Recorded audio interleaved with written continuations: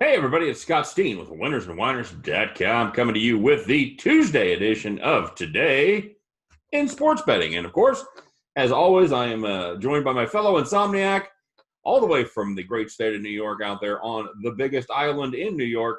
He is Scott Richelle. What's up, buddy?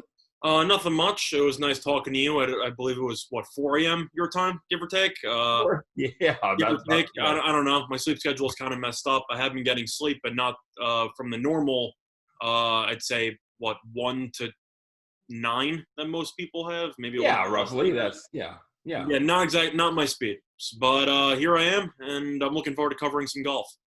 All right. It was funny. You said you reached out to not only me, but a couple other guys about some stuff there with the show this week. Everyone responded. Everyone responded like at 4:30 in the morning. So yeah, we're all. I don't know.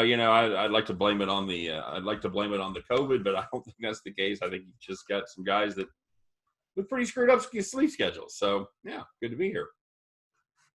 Can't really argue with anything you just said. So, but I did hear it and I did pay attention to it. So I'm not overly tired. So, could be worse. Well, we're going to take a look at the golf tournament, Scott. We had to do a little last-minute scrambling, speaking of golf, as we will be doing our NASCAR show tomorrow, since the NASCAR race will be from my hometown, roughly, at the Kansas Speedway, about 35 miles from where I sit right now. It'll be on Thursday. So that means we moved up golf to Tuesday, NASCAR Wednesday, and we'll bump back our NBA show probably till Saturday. We'll at least touch on some things. Might do a little combo show there. I haven't completely decided. So today we're going to take a look at the 3M Open up there from the Twin Cities, TPC, Minneapolis, or whatever it is, a TPC course. And this should be a little bit of fun. A lot of guys sitting this one out, Scott, after a kind of an all-star packed tournament last week. A few of the big names are going to be sitting this one out. We've got no Bryson DeChambeau, who played well here last year. We got no Tiger Woods, and yeah, we've got some guys that are moved up the odds chart to see what we have for a tournament this week. Should be wide open. Should be a wide open tournament. So I'm anxious to get to it and see what you got. Let's kick it off, Scott. What do you got for your first? As always, as we do here with golf, with NASCAR, we'll take two of our favorites, and then we'll take a long shot, and golf long shot is defined as 30-1 or better. So, Scott, you're the visitor today. Kick us off. Well, for the sake of that criteria, that's not really going to be necessary because I have only long shots on the in the actual tournament. Excellent. It's a really, really weak field, and if you look at pretty much everybody with the exception of I'd say the top 5, give or take, everyone's 25-1 or higher. Yeah. Where you shop around. So really just a lot of long shot potential here. And if you look at some of the favorites, really not thrilled with any of them. I know Dustin Johnson was really good a couple weeks ago. And then last week, what did he shoot, a 16? He shot back-to-back 80s, I believe, and missed the cut. Yeah, back-to-back 80s. That's exactly not right. Ideal. Not the way you draw it up. So I don't really know if you want to back him at 12-1.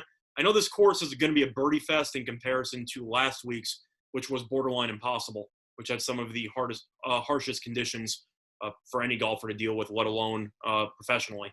Although you say that, and what was he still posted? What was the winning score? Well, Rahm ended up going 9 under from the penalty, but he ended up finishing basically 11 under. Yeah. I posted on Twitter, though. If you think about it, though, I had Woodland to finish top 30. He finished 3 over. He tied for 29th. I mean, right. That's ridiculous. Well, it isn't. It wasn't the birdie fest that we've come to expect, where somebody's 21, 23 under. I'm saying tournament. I'm saying this upcoming tournament. I understand. We're talking about last week still, yeah. But it wasn't a U.S. Open either. Where somebody's shooting 3 under to win the tournament. So in terms of top 30s, it was kind of close to it. I don't really know what happened there with Rahm and even Palmer, who also played pretty well for the weekend. Finau imploded. Which brings me to the second guy we're going to be talking about. Finau's the second favorite, according to most sports books, at 14-1. He's won, one tournament his entire career? And people keep expecting him to do something? And then the one time he actually looks decent. What, do you have a 4-shot lead midway through Saturday? Yeah. And he ended up going 4 down, so he had an 8-shot swing. He was negative money. he was negative money on Saturday to win the tournament. When I first started looking at him, he was like plus 145. He birdied 2 holes in a row and went He down went to 12 under. Minus 135. Yeah, he went to 12 under. It was 4 up, and next thing you know, the end of Saturday is 4 back, and then I forgot what he shot on Sunday. I know he finished at 2 under. He went from 12 under to 2 under in the span of 2 days. Yeah. Like a day and a half. So I don't trust him either. I'm skipping one of the other guys we're going to be talking about because that's in my props. But the first long shot, so to speak, I'm going to take, the lowest odds I have, is actually going to be at 33 to 1. And that's going to be Matthew Wolfe. And that's available on Fox Bet. Wolfe, people might remember, is the guy who choked away that couple-stroke lead from a couple weeks ago. But it is worth mentioning that this course has a pretty brief history. The only winner ever here before, Matthew Wolfe. And that's it. He's won every tournament played there. He's undefeated at this tournament. And if you really look at his numbers, he's played well lately. I was impressed that he made the cut. Did he have an amazing score over the weekend? No, but I don't really feel like anybody did besides Rahm. And the fact that he made the cut and he actually looked decently for a couple of days, with the exception of a couple blow-up holes here and there that every golfer seemed to have. But, I mean, he won this tournament last year at 21 under. So you expect this to be a massive birdie fest. And Wolfe, who can launch the ball with this very unique driver, 330-plus yards, I just think this course is very conducive to success. So for that reason, I think Wolfe should be lower than 33 to 1. I see he's at 28 to 1 on DraftKings, for example. And I feel like if he has proven, especially with the Rocket Mortgage as well, that he tends to do really well on these really easy golf courses, I wouldn't be surprised to see Wolfe shoot 17, 18 under once again. So I know that he has the ability to potentially break the 20s. And at 33 to 1, those odds seem a little bit too high for me. So my first play is going to be on Matthew Wolfe, 33 to 1. All right, very good. I'm going to take a guy that hasn't played since the restart, making his first appearance post-COVID, and that's Tommy Fleetwood out of Great Britain. He checks in at 16 to 1. I've always liked his game. I think it matches up well for him, big hitter, and should have the game for this course. I was kind of in the same position you were, Scott. I didn't really dig any of the top contenders. I am going to go with Tommy Fleetwood as the only one in that group, and I see that DraftKings has him at 17 to 1, so I'll go ahead and make that my first official play. Tommy Fleetwood, 17 to 1. Yeah, I'm looking at Fox Bet to see if they have anything else. I think 17 to 1 is the best line you're going to find. Okay. Fleetwood was the only guy I was interested in, right, out of the top group, kind of like what you just said. But he hasn't played a tournament in months, so it's one thing for him to look potentially sharp here. It's another thing for him to just come right out and win. So that was kind of what scared me off, was the long layoff. I expect him to be a little bit rusty. Of course, he's been practicing, I'm sure, on whether it's country club courses or something along those lines. But it's a little bit different when you're by yourself as opposed to being in a field with 100-plus golfers. So yeah, I think that Fleetwood should play well. He'll make the cut, in my opinion. I don't think that's really much to worry about. But I think he's probably going to finish in the top 20, but I couldn't pull the trigger at 17 to 1 on a guy who hasn't played competitively in months. So that was kind of the one thing that scared me off. But I like him a lot more than Johnson, Finau, and Koepka. So based on the price range, I can't really blame you on that one. All right, there you go. What do you got for your second one? So my second one, this is where we get into the serious long shots. Both of my remaining 2 golfers are going to be 60 to 1 or higher. So the first one I'm going to be talking about is one golfer who I think is very underrated, and he played here last year as well, did really well. It's going to be Sam Burns, and I see him available at 60 to 1 on Fox Bet, which is ridiculous considering the fact that he's 50 to 1 on DraftKings and 37 to 1 on FanDuel, but he's 60 to 1 on Fox Bet. He played here last year, finished tied for 7th at 16 under. He took last week off, so he avoided the massive disaster for most people. His confidence should be pretty high. He's well rested after taking the last week off. And he's finished top 30 in each of his last 3 tournaments. So he has played really well lately. He can drive the ball extremely far, also can hit it roughly 330, 340 off the tee on occasion. And he can be known to put up pretty good scores on pretty easy golf courses. And it's 60 to 1 compared to the rest of the market. That's an absolute steal. So if I could find $10 of extra value or even more, $23 in comparison from FanDuel to Fox Bet, I'm going to take that. So my second play is going to be Sam Burns at 60-1 on Fox Bet to win the whole thing. Well, and DraftKings had him at 45-1, so you're definitely you're picking up another 33%. It was 50-1 this morning when I checked at 5 a.m. So I guess it moved down to 45. But somebody's jumping on him, buddy. So yeah, I still see 60-1 on Fox Bets. You can still grab it if you want. Okay, all right, good deal. All right, and for my second pick, we're gonna go to your first pick. I'm gonna go look with Matthew Wolfe at 33-1. Like a lot of the reasons that you said. Shot a course record 263 last year. That's 25 under. Just his third PGA start. He's been inconsistent this year, but as a tournament that should have a lot of opportunities for birdies. How can you not back the guy who's won every tournament that's been played there as far as the PGA goes? Give me Matthew Wolfe, 33-1. Well, plus, yeah, I mentioned how he did decently last week. He actually finished 22nd, which is a pretty good bounce back considering the fact that he missed the cut on the earlier version of that course, and then he made the cut on the more difficult one, finished top 25. So yeah, I kind of like the form Wolfe is in. He did have the blow up in the Rocket Mortgage in the final round, but still finished second. So he has played well lately. And yeah, we touched upon it. I don't know if he's going to win, but I like his chances, at least more than 33-1. I think that's a little bit ridiculous. Based on how weak this field is, and this might be one of the weaker fields in the entire year. This is really, really weak. I think Wolfe should arguably be in the, I might even argue 23-1 range. Yeah, I think 30 is too high. You're going to say 25, somewhere in that neighborhood. So yeah. I think we're picking up real value. I think we're picking up about a 25% overlay here on this one. So I'll take it. All right. Who do you have for your last one? My third one's going to be riding the hot hand here. It's going to be one golfer who I'm kind of shocked at the lines because of the fact that he's been great lately. But it's going to be on Henrik Norlander, who has been really good over the last couple of weeks. He's 55-1 everywhere else, but he's 66-1 on DraftKings. So you're getting a pretty solid value there. He finished 6th last week, and he's made the cut each of his last 4 weeks.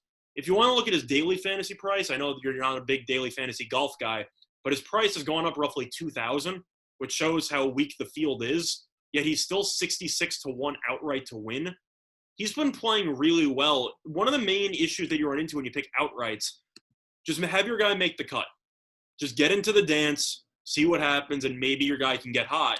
Norlander's made the cut each of the last 4 weeks, and he finished 6th last week, so he's been playing really well. His confidence is high, and in a weaker field, I think he has a shot to finish top 10 again. So getting that at 66-1, I feel like I have to pull the trigger on it. So he's going to be my quote-unquote super long shot of the tournament. All right, very good. And for my long shot, I'm going to go also with the guy who's 66-1 on DraftKings, and that is Carlos Ortiz. Played well in this tournament last year, finished 5th, and played well last week in the Memorial until he melted down on day number 4, wilted under the pressure there. But I like the way his game is going. He does have a game, again, suited for this course. And I like that price. I think this is a guy that, again, is undervalued. The odds should be somewhere in the 50-1 range. So catching him at plus 66, plus 660, plus 6,600, I'm going to take Carlos Ortiz as my third pick and my long shot. I thought about giving him – I definitely looked into him, especially after such a good showing that he had here in the past. But for me, at 66-1, something about current form, I just couldn't say no to Norlander, especially in comparison to the other prices you're getting at other books. If you see 55-1 in any other book and you see 66-1, I don't even know if it matters what sport you're playing. It's just a matter of the value there is insane. You're getting $11 of extra value just by placing a wager. So I feel like if you want to put a sprinkle on that, even Ortiz as well. But 66 seemed a little bit high in comparison to other sports books. I think most other books had him at roughly 60, maybe high 50s, give or take. Right. But I don't know. Norlander finishing 6th last week, definitely, a sign for me to, I'd say, a buy sign moving forward. Okay. You might agree with that. Yeah. And that was, again, I think you and I were really close on the same page with this one. I looked at Norlander, probably be my 4th or 5th pick. Mm-hmm. So yeah, I think that's a solid pick as well. Yep. But anyway, it's time for us to switch gears to some props. Yeah, let's do some props. I've got some cut missers. What do you got? I got some cut missers as well. You want to go first? Yeah, I'm gonna go with the guy you talked about, Scott. I'm gonna go with Tony Finau. I'm just not impressed. He's missed 3 of 14 cuts this season. Finished 7 over on Saturday and Sunday last week at the Memorial. He doesn't like to brag, but he finished 7 over on Saturday and Sunday. Yeah. I'm gonna go with Finau to miss the cut at plus 370. So for me, I have one prop involving Finau, which I'll get to in a second. Last week, as some of you might know, I faded Tiger, and plus 3 making the cut completely burned me. So that didn't work out too well. But I still like the way that Tiger played as bad as I thought he was going to play. It's just a matter of the cut was so bad that he made it anyway. I'm going to go back to fading a golfer, and it's going to be one of the favorites here, and I like him to miss the cut, and I think this line is ridiculous. It's going to be Brooks Koepka. And I like him to miss the cut at plus 350 on FanDuel. It's plus 275 on BetOnline and on DraftKings. So you're already getting an extra 75 cents of value. Koepka admitted 2 days ago that his knee is still bothering him. He just admitted it publicly. He just said that he had some work done on his knee, and there's been no improvement. So he just admitted the fact that after completely exploding over the weekend, I forgot what the exact number Koepka was. It was in Finau territory over the weekend. He was that bad. And the thing that you have to keep in mind is that Koepka to miss the cuts plus 350, Dustin Johnson to miss the cuts plus 350. So Koepka has the same exact odds as a healthy DJ, which makes me believe that FanDuel is just not factoring in Koepka's knee at all. And I don't know how I'm not going to fade the injured golfer to miss the cut in a birdie fest at plus 350. I know Koepka's a tremendous talent when healthy, but if he can't put as much power on his swings because of his knee, and he can't potentially, crouch over a little bit on some of these either putts or whether it's going to be these iron or wedges, I don't know how I'm supposed to back him. And if the cut's going to be around, 3 under, 4 under maybe? Yeah. I think Koepka can implode. I wouldn't be surprised to see him get frustrated with the injury and struggle. So plus 350, the same price for a healthy Dustin Johnson, who's the favorite in this tournament. I don't think books are factoring in the injury enough. So for that reason, I'm going to play the value there and take Koepka to miss the cut at plus 350 on FanDuel. I think that should probably be around plus 220. So I'm going to take the extra value there. You have any thoughts on that? Yeah, I'm going to take Brooks Koepka to miss the cut at plus 350. Okay, fair enough. My next pick. I got to be honest with you, Scott. After these interviews here at the Memorial, and I saw him on the board, I actually had to look that up to make sure he really was injured, that he really was going to play. I'm shocked he's still playing. He said publicly in several interviews that his knee is still bothering him. So I don't know why he wants to play in this. It's a torn patellar tendon that he tore on concrete last year in October. He got some work done, but apparently it didn't take. So yeah. Are you surprised he's playing? Because after such a massive implosion over the weekend, especially after playing 4 days. So Dustin Johnson plus 16, he had the weekend off.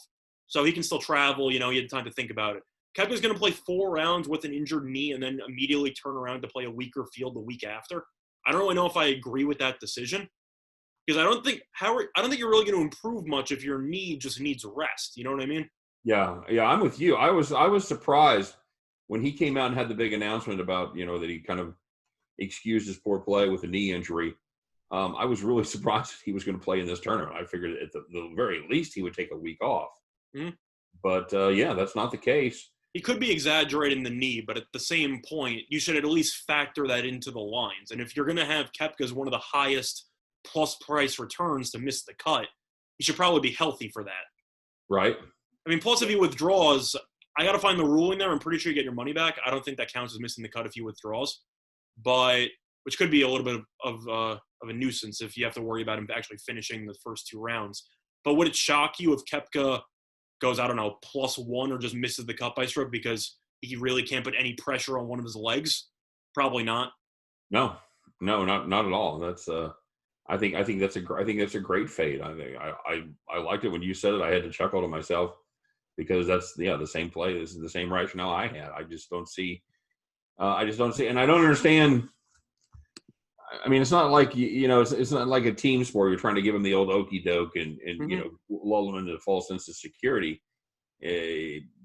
I see no upside to coming out with your injury unless you're going to take some time off and then let it heal. So unless he thinks he's going to get a free payday, because of course golfers make a ton of money, but in reality, even with this weak field, bold call, I think Koepka probably has enough money to afford to take this tournament off. Hot take. So I don't really think he needs to potentially making the knee even worse for an extra, I mean, I sound pretentious, but what, like 600,000 potentially, even more, because he already has several million in the bankroll. I think he'll be fine if he skipped this tournament. I understand. Yeah, that's I don't get it. I don't understand the logic behind it, but we'll see what happens. You want to go through your next one? I do. I'm gonna fade the other favorite, Scott. I'm gonna fade Dustin Johnson. This is a guy that he's been up and down this year. He hasn't been as good as he should have been, and I don't think this is a course that matches up well with his game at all. I'll take him at plus 350. And my logic here, fading these top three favorites, I've just got to hit one of them to be profitable. And I think between Finau, Koepka, and Johnson, one of those guys is going to miss the cut, and I'll put a little. And if I can get two to miss the cut, then we're rolling in clover. But yeah, any of those three miss the cut, it's a profitable week as far as the props go, and I'm going to play Dustin Johnson to miss the cut. Okay, so this is going to be interesting because I just decided to completely fade Koepka this week. Is it possible that Koepka is going to burn me? Maybe. But in a tournament where the winner goes 21 under and he has one leg, I kind of assume he's going to struggle in comparison to the rest of the field. So in addition to Koepka missing the cut, I have the two favorites that you think are going to miss the cut. I got them beating Koepka. I got Dustin Johnson over Koepka at minus 120 on DraftKings, and I got Finau over Koepka at minus 120 on BetOnline. Simply put, if Koepka withdraws after the first tee, you win automatically, and I think there's actually a chance that could happen. Plus, Finau, even though he choked over the weekend, he can still launch the ball off the tee. And for these birdie fest tournaments, kind of like what I said with Wolfe, if he can hit it 350 yards down the fairway to set up some easy opportunities for birdie, I think Finau could shoot double-digit under, potentially go 15 under, give or take, maybe or so. And Dustin Johnson, I'm actually not as low on him this week as you are, just because of the fact that he was awful last week. I think missing the cut might have helped him there. He had a couple of extra days to, reassess, try to just forget about it and move on. And even though he hasn't played great this year, he did win a tournament lately, so it's not like he's been absolutely terrible. Last week was a bit of an anomaly, especially with the ridiculous wind conditions and everything that people have to deal with. So for Johnson and Finau to just beat Koepka, I think Koepka actually has a decent chance to miss the cut. So for that reason, I think Finau and Johnson should end up going double-digit unders based on where the projected, I'd say, lines are going to be and how easy this course is. I think Koepka is going to get left in the dust. So for that reason, the next two plays I'm going to give out are Dustin Johnson over Koepka at minus 120 on DraftKings and Finau over Koepka at minus 120 on BetOnline. Once again, I just don't think that the injury is being factored in enough. And I think for that reason, that line should be a lot higher. Okay. Let me ask you a question. Are you surprised that DeChambeau isn't playing this week? He finished second in this tournament last year. He's been playing really good golf. This is exactly the kind of course that he goes out and dominates with his big game. Are you surprised that he's taken this tournament off? No. He's still trying to find his golf ball in 15. All right.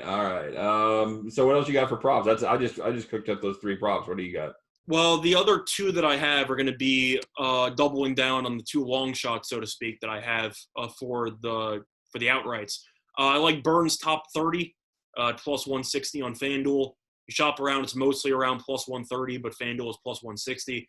Top 30 has been one very, very consistent thing for me in golf. I believe I've won my top 30 bet each of the last, I don't even know, 4 or 5 tournaments. Wow. I cashed last week with Gary Woodland. Burns played here before. I'm going to repeat some stats. Finished 7th last year. Took last week off, well rested. It should be ready to go. And he can also launch the ball off the tee, which is very important in these very, very easy golf courses. You just have to set up enough birdie attempts to potentially finish 20 under. And I think Burns with a score of, what do you think top 30 will be? 12 under maybe? Well, let's see. I think there'll be an outlier. It'll be somewhere around 20. I think 23 under is your winner. I think that's going to clear by 3 strokes, 2 strokes, 21 under. He finished 7th last year at 16 under, so maybe 12? Maybe? Yeah, I think that's going to be right in the neighborhood. Yeah. Uh, the part that worries me about Burns is, he was just 9 under going into Sunday, and he had a shot 65 on Sunday to close out at -16. But he was never really a factor in this tournament. So yeah, I don't. That's the win the thing. What I'm saying is that if the number's 12, No, I know. Yeah. But I mean, if even with an average round on Sunday last year, Mm-hmm. he most likely would not have finished in the top 30. Probably not. But I also think he's made strides as a golfer. I think he's looked a lot sharper lately. So I don't know if he's the same guy that he was last year. But I don't know. From what I've seen from Burns, I've actually watched him play a little bit. I'm a fan of his game. He tends to putt pretty well. He hits a long drive, and with a pretty easy golf course, if you just set up enough birdie chances, you can capitalize on some of them. You're in a pretty good spot to potentially create some really, really low rounds, which he showed last year on Sunday, where he just launched the ball off the tee, made a decent enough approach shot, and next thing you know, he's knocking in 15-foot birdies. I think he can get on a roll and make top 30. So plus 160, especially in such a weak field, I think is a little bit too high in terms of value. Fair enough. And just for the record, -13 is what it took to make the top 30 last year. Okay, so I said 12. But then again, this year's field is weaker than last year's. So you have to wonder if maybe that will lead to a little bit of a lower situation. I think Burns should go 15 under, potentially around there. I really think he's made a lot of strides, and his putting has gotten infinitely better. So I'm a huge fan of him on the green. I think he'll finish some putts. And my last one is going to be a safer play. I'm still shocked at this line. Norlander top 40 is plus 100 on FanDuel. He's just the model of consistency. He just makes the cut all the time. Finished 6th last week. And I, once again, think he could go 13 under or even 12 under even, just on such an easy course. Making the cut's going to be half the battle. And Norlander is one of those guys who just hasn't blown up at any point lately. And I think that he can do well enough to finish potentially in the top 20. Top 40 at just even money, I'll take that to the bank. Okay. And he looks like he did skip this tournament last year. I was looking to see. Do you have any thoughts on that, bro? How he did? Yeah. No, I like Norlander. Like I said, I took a long look at him, mainly because of his consistency. He's a guy that I'm not necessarily sure that I love to win, but as far as what do you say, top 40? Top 40 is plus 100. Yeah, that's. I think that's a good even money bet. I think that's a solid play right there. I officially endorsed that play. Yeah, that's. Yeah, very good, very good. Yeah, I was looking to see if Norlander played. He did not play in this tournament last year. So yeah, we'll see how he does. He has a pretty universal game that hits the ball long enough, and is certainly deadly once he gets closer to the greens. Yeah, I'll take him. I like Norlander there, even money to make the top 40. That's a good play. That's all I have. So I don't know if you want to briefly talk about some other golfers you're looking into, or how you want to wrap it up. But I those are all the plays I have officially. No, there's a lot of guys I would have liked to seen play. I would have liked to seen Morikawa play. I would like to seen DeChambeau play. Hideki Matsuyama played well here last year. How much of it do you think has to do with how badly some of those players played last week? Do you think just mentally they just decided, I'm just going to take a breather? Maybe. Maybe it exposed some holes in their game that they want to take a week to fix. I don't know. Because everyone you just named pretty much went, 6 over or worse? Yeah. I mean, it was really bad. Yeah, not being any kind of a competent golfer myself, I really have no idea of the mindset about how that works. Mm-hmm. I'm going to be honest with you, but it seems like even Hovland as well. I believe he blew up on Sunday. I think he finished like 9 under, and he 9 over. I mean, and he just did not to come back. So there was another guy that played well last year, finished strong on Sunday, and managed a top 13 finishes. He finished 15 under for the tournament last year. So it's a really weak field. I mean, when you're talking about your finishing positions, and Paul Casey is your 5th lowest odds to win the tournament, and a guy who hasn't played in a couple of months is your 4th lowest odds, that's all you really need to know about the field. So I agree. I think the tournament will be fun. As you know, I kind of like in-hole prop, so I expect a decent amount of birdies, which I might be trying to find some value on. But for the most part, no. One guy I was kind of interested in was Bubba Watson, but I can't trust him because he's just been so inconsistent. I can't go near with a 10-foot pole. No, and you got we've got no Jordan Spieth this weekend. It really is. There's really nobody. There's just nobody. Cantlay's not there. Berger's not there. We already mentioned Tiger. Phil's not there. Pretty much any mainstream golfer you want to name, right? Really, any Ricky, any of these guys, Sergio, not even great golfers, just people you know. None of them are there. Yeah, and I was just looking. Koepka didn't play well at this tournament last year. He ended up finishing at 6 under. So and now he's injured. So now he's injured. That was before the injury, exactly. Mm-hmm. So yeah, I don't know. This is going to be as always, there's going to be money-making opportunities, but you're not going to see the usual suspects at the top of the leaderboard, most likely. Probably not. I think Johnson could make a potential run here. I know a lot of it's based on, pedigree. The fact that he went 16 over last week and he's 12-1 in this tournament. I know the field's weak. Mm-hmm. I feel like he's going to play well. I think that having the weekend off, missing the cut works out. There's nothing more demoralizing than I'm assuming Koepka's situation, where you barely make the cut on the number, and they just tell you, oh, you have no chance of winning the golf tournament, but just have fun out there. And he has to walk 36 holes with an injured knee and finish plus 12. I think mentally that's just draining. That can't be good. Walking that far on a bad leg and then putting the stress with the pivot and the torque on that knee. Just no. And I think if I'm not mistaken, I think it's his back. I think it's his right leg, right? I think so. So it's going to be the transfer leg where you've got to be able to drive forward after bringing your weight back. Koepka's known for being a huge driver, but with the power being off, and plus he missed a ton of fairways. I know some of that might have been weather related. Right. I got to assume his accuracy might be a little bit off if he can't put his leg exactly where he wants it to go. He'll push the ball to right. He'll give up the game. I'm just saying he might, for compensation purposes, he might just try to alter his stance because he literally can't stand in his normal stance without wincing. Oh, absolutely, and that is exactly how other injuries then come to bear, because you're putting pressure on different parts of your body that you're not used to putting pressure on, and that shouldn't have that pressure, by compensating for a weakness. You see that in all sports. You see guys that have an injury and overcompensate, or have to overcompensate in some other area and end up getting a worse injury for something else. So yeah, I mean, for a brief footnote, that's what happened to Tiger. When he kept getting leg injuries, you had to wonder why Tiger kept changing his swing every 5 months. Right. Going through, I don't even know how many swings at this point, all because of injury.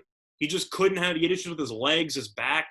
He just couldn't do it. It was too painful. And if you're going to be swinging a club as hard as you can for 4 days at a time, I think Koepka is really set for a disaster this weekend, if I'm being honest here. I like Koepka as a golfer. I know some people don't because they think he's a little bit rude, and he admits he doesn't really like golf.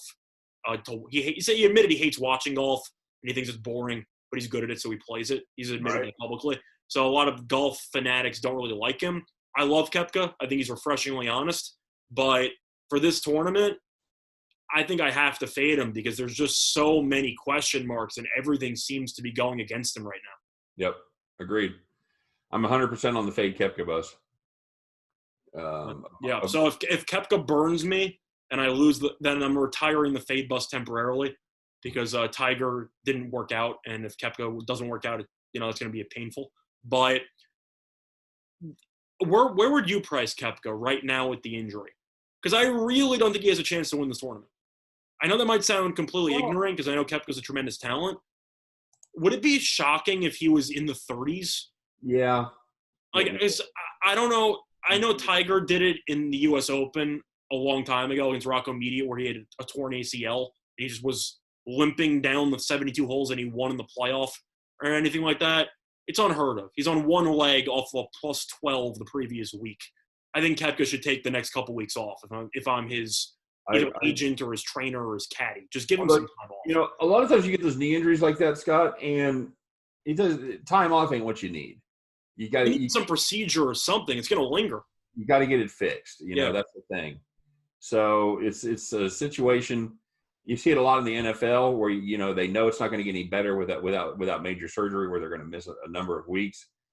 I'm with you. I would, even if it takes you 4 to 6 weeks to get back in form after the surgery, I don't know why you wouldn't want to do that. Do you think Koepka really needs to play again before the PGA Championship? Because no. I don't. No, I mean, does he need to? I mean, is he after FedEx points and all that? I mean, sure. I don't think he's anywhere near the top of the FedEx. So I don't even think that matters. It's just a matter of the fact that I guess he wants the prize money, or he wants to be a bit stubborn and show that, he still has some game after a terrible showing last week. But the PGA Championship's the next major tournament. And I don't think adding unnecessary stress to your already damaged knee is really the brightest idea. Then again, I'm not a doctor, but that doesn't really sound like a good idea in my book. Right. So I don't know. Anyway, that's my Koepka rant. I know we talked about it a couple of times. That one makes no sense to me. So if you have any thoughts of taking Koepka, just remember, this isn't the usual Koepka. You should probably pass. Right. All right, Scott, I'm going to wrap up because for some reason my battery's running low. So before we go here, we're going to wrap up the video. Okay, sounds good. Thanks for joining, everybody. Yeah, thanks for joining. That's our Golf Props. We'll be back tomorrow with Winning Willie doing our NASCAR show, everybody. Have fun. Enjoy the golf tournament. And, stay healthy. We'll see you next time. All right, bye-bye.